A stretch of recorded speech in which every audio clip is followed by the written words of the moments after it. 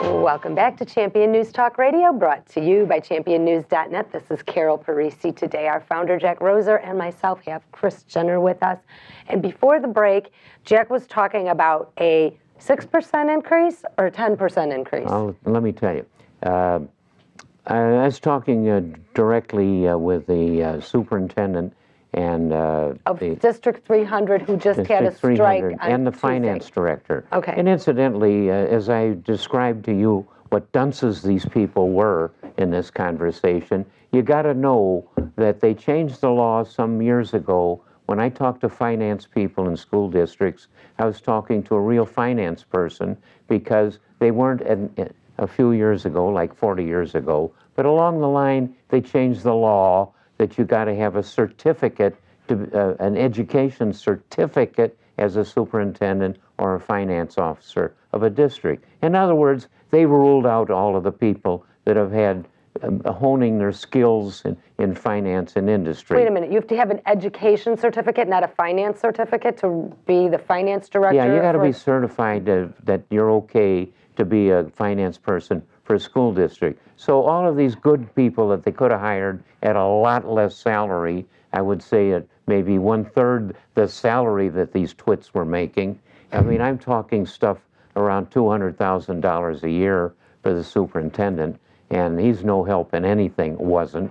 But anyway, we did a study, since we had all of the salaries for the entire state of the teachers and the administrators. It's on our website. So we took, when they finished the 3 years of a contract, we took the teachers been there for the full contract. Well, that's about 70%. Some quit in the beginning, some retire at the end, so you don't have 100%.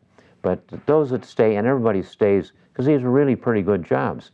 And so we found that of the whole cohort of those people, that the raises were 10% a year. They went up off the state records, no doubt whatsoever about the accuracy of what I'm telling you. They went up a little bit more than 10% a year, for a total of about 33%. But now that we're in a recession, those aren't going up anymore, are they? When I talk to the superintendent, here's the point where you see what jackasses they really were, and many of them are. Not this man, though. But when I talk to them about this, they claim that the raises were only 4% a year. They did that verbally, repeatedly. They did it in print. They never got off. It was only 4%.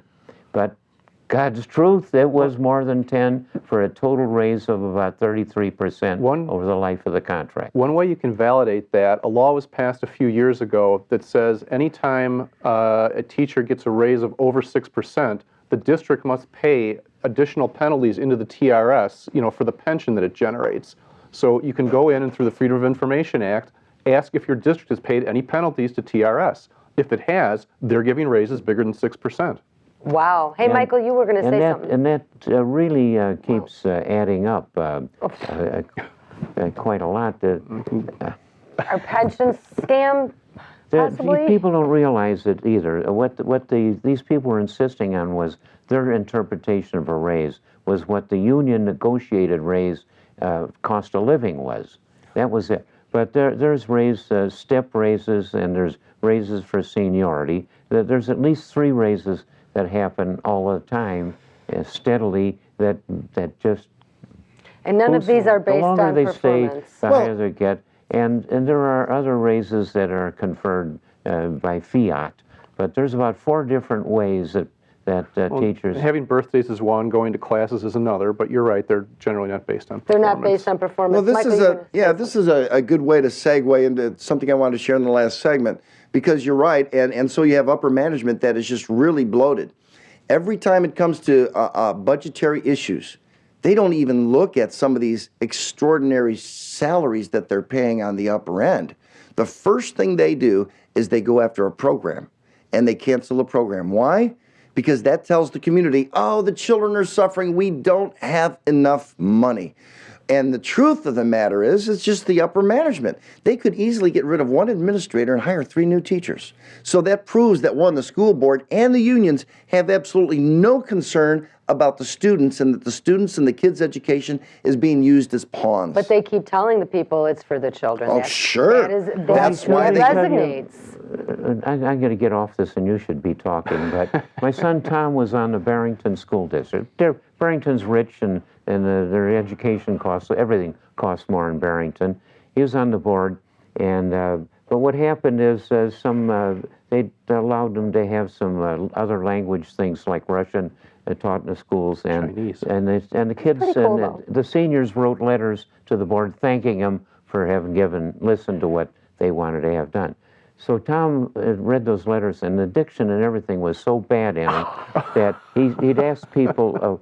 He didn't tell them they were from seniors. He said, "What grade student do you think?" Nice. I mean, what he got was 6th, 7th, and 8th grade opinions from adults.